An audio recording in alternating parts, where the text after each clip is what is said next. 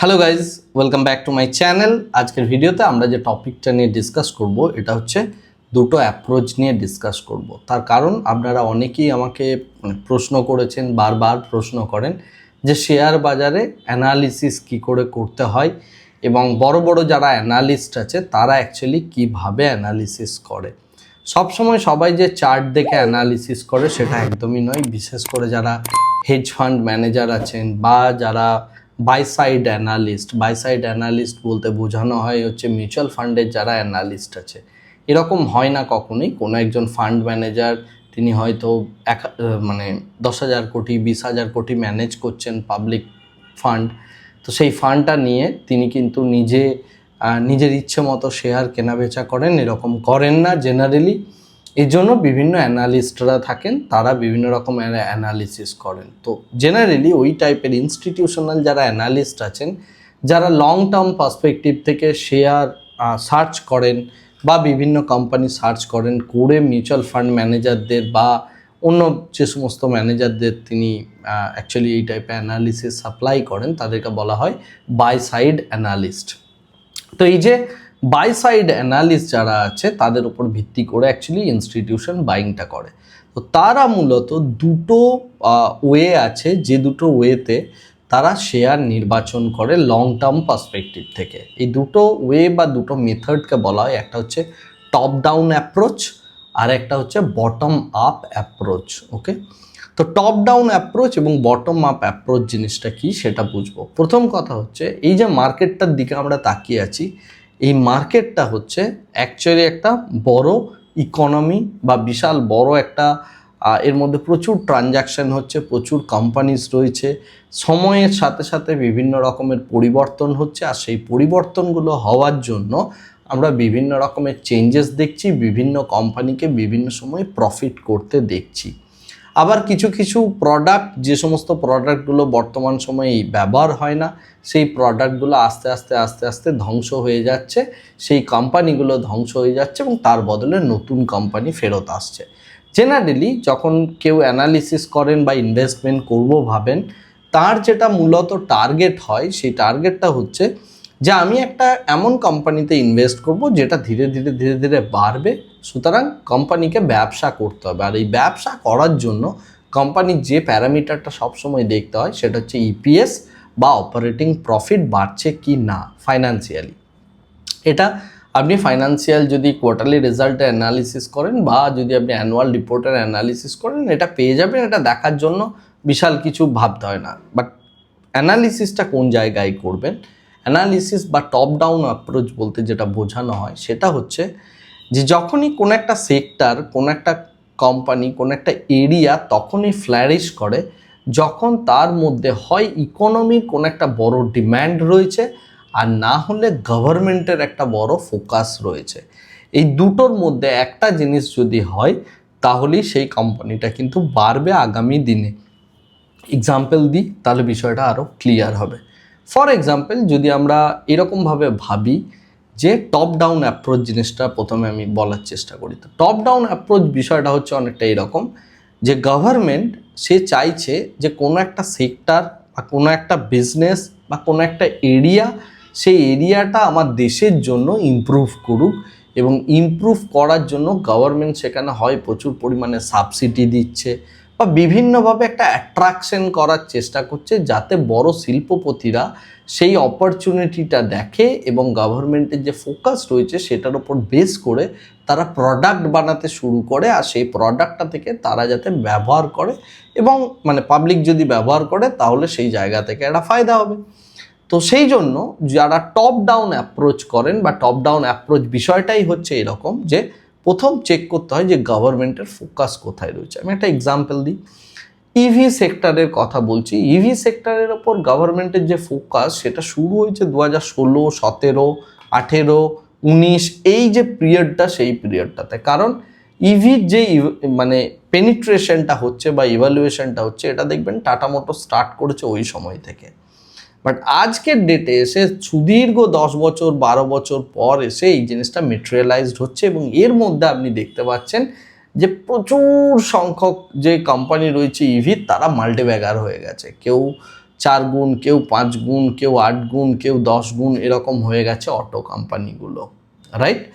তো এটা কি করে হলো? এটা আইডেন্টিফিকেশনের সব থেকে আগের যে জায়গাটা থাকবে আপনার, সেটা হচ্ছে গভর্নমেন্টের ফোকাস রয়েছে কিনা। আপনি যদি 2016-17 দিকে দেখেন, দেখবেন গভর্নমেন্ট কনস্ট্যান্টলি বলছিল তুমি যদি ইলেকট্রিক ভেহিকেল বাই করো তাহলে তোমাকে এত টাকা ছাড় দেওয়া হবে। 2019-এও বলেছে, 20-তেও বলেছে, ছাড়ের পরিমাণ বাড়াতো গভর্নমেন্ট, সেক্ষেত্রে সাবসিডি দিচ্ছিল 1.5 লাখ টাকা 2 লাখ টাকা অবধি এক একটা গাড়িতে। পরে যেই মুহূর্তে পেনিট্রেশনটা হতে শুরু করে দেবে, গভর্নমেন্ট কিন্তু এই সাবসিডিটা উইথড্র করে নেবে, কারণ বিজনেসম্যানরা ততদিনে মোটামুটি দেখে নিয়েছে মার্কেটে ট্রেন্ড চলে এসছে এবং এইবারে বিজনেসটা হতে শুরু করবে।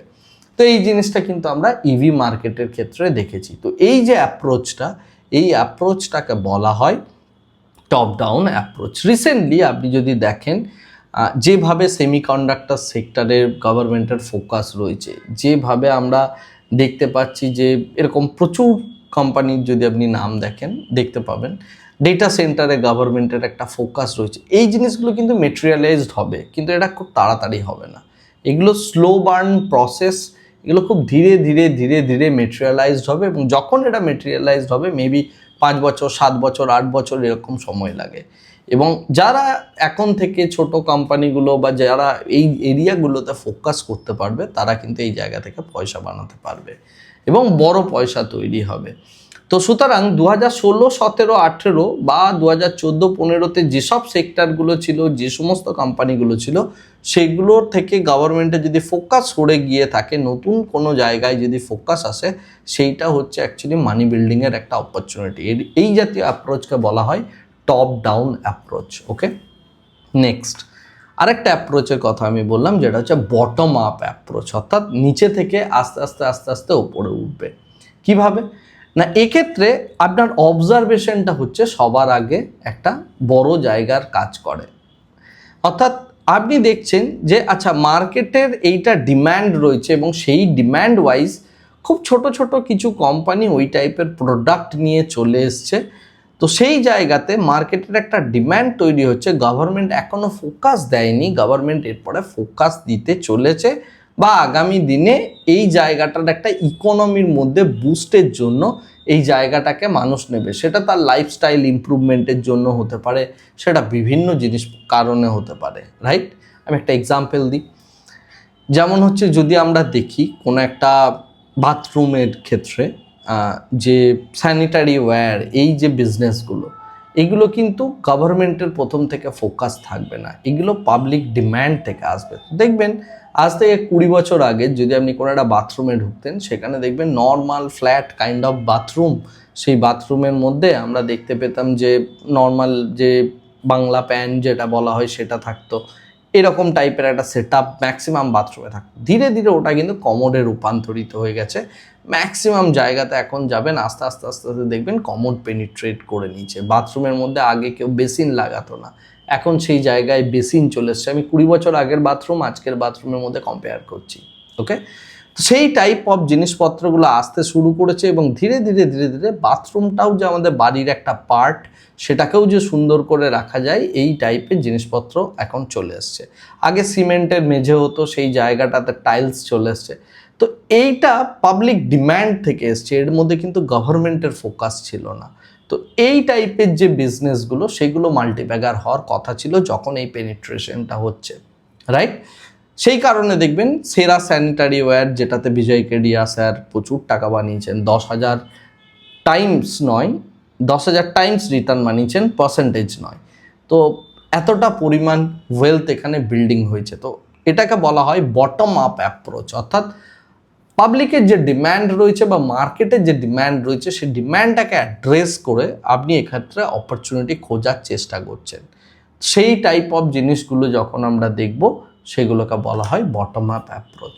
রিসেন্ট টাইমে আপনি যদি দেখেন, এখন লাইফস্টাইল প্রোডাক্টের পরিমাণ প্রচণ্ড পরিমাণে বেড়েছে। আজকাল ছেলেরা পর্যন্ত মানে প্রচুর পরিমাণে কসমেটিক্স ইউজ করছেন।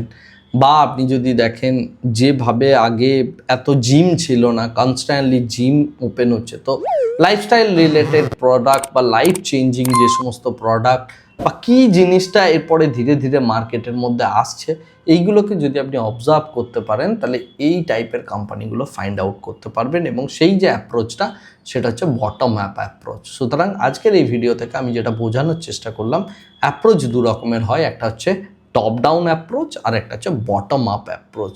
এই দুই ধরনের অ্যাপ্রোচ বা দুই ধরনের অ্যানালিসিস যদি আপনি করতে পারেন, আপনি তাহলে কোয়ালিটির কোম্পানিগুলোকে চুজ করতে পারবেন। তো যদি নিজে একজন ইনভেস্টার হতে চান বা ধীরে ধীরে ভ্যালু ইনভেস্টারে পরিণত হতে চান বা একটু লং টার্মে পয়সা বানাতে চান, তাহলে এই টাইপ অফ অ্যাপ্রোচগুলোকে আপনি একটু শেখার চেষ্টা করুন, এবং সেখান থেকে আপনি কিন্তু ভালো পয়সা বানাতে পারবেন। ওকে, এই আশা রেখেই আজকের ভিডিওটাকে শেষ করছি। Thank you very much, bye bye, tata.